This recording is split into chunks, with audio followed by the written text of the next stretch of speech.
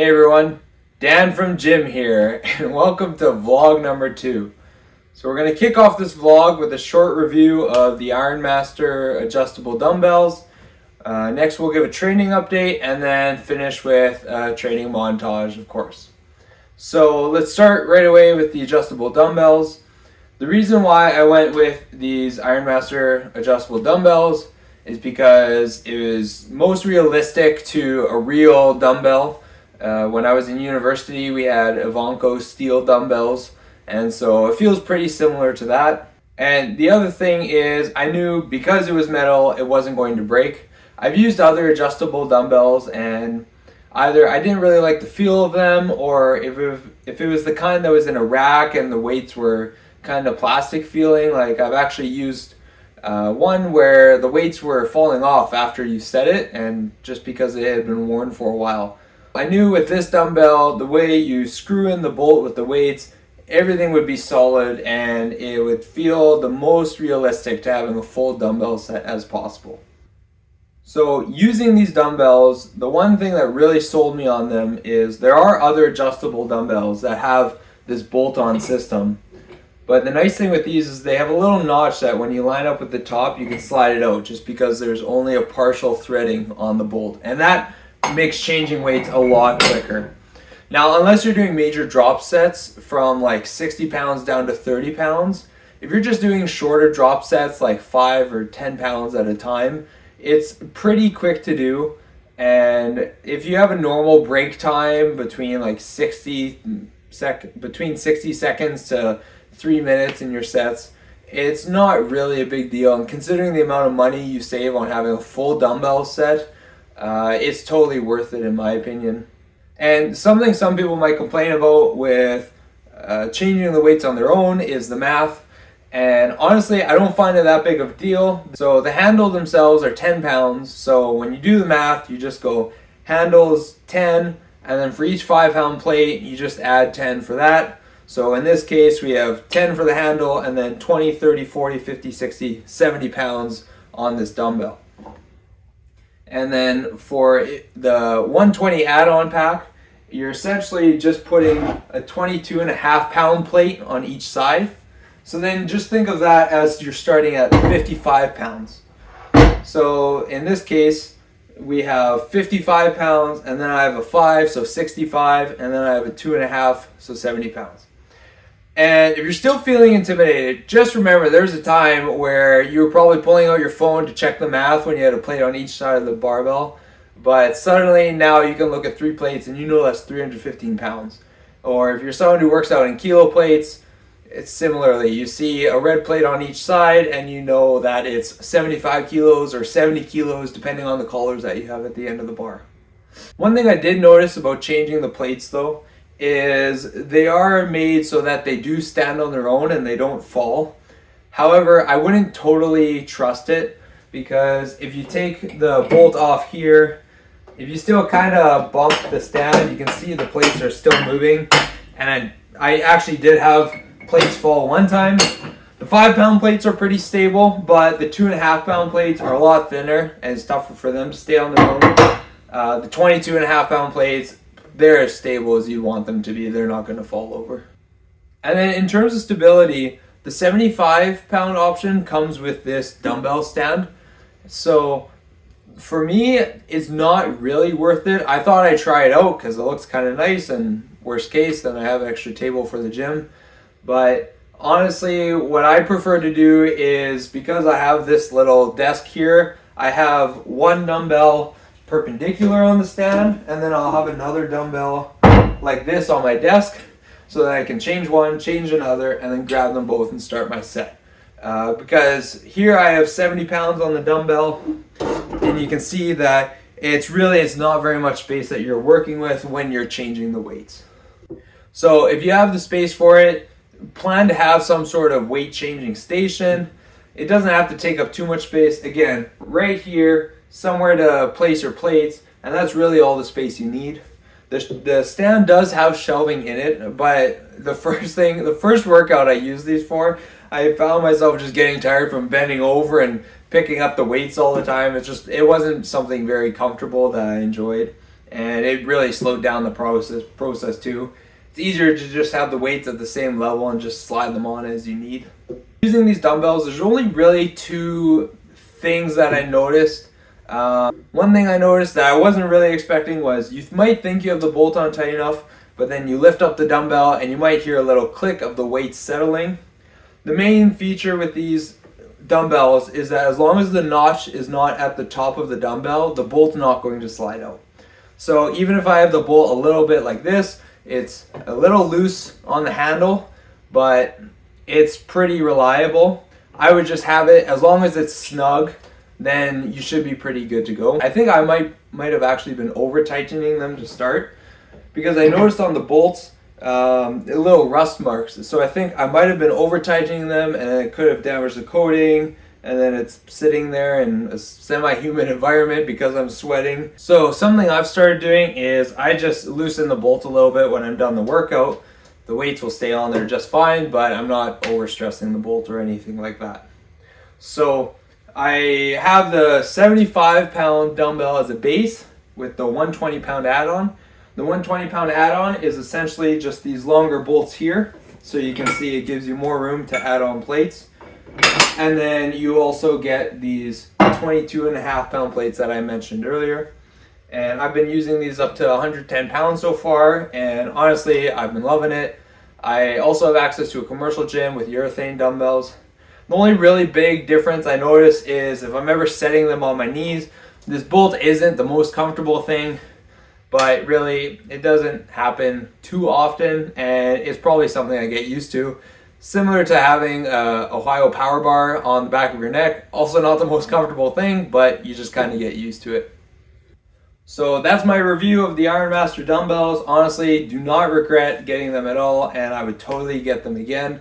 And it's a great thing to have in the meantime, because even if I still want fixed weight dumbbells, I can still slowly buy them as I see them on sale or I see a good used deal, but I still have all of the dumbbells that I need. So time for the training update. So there were two key changes I made before starting this next mesocycle. The first one was I started to notice my forearm was kind of flaring up, almost like some sort of overuse pain. And it flared up most when I was doing squats. I would really notice it when I squeezed the bar, but it never affected my grip strength in any way.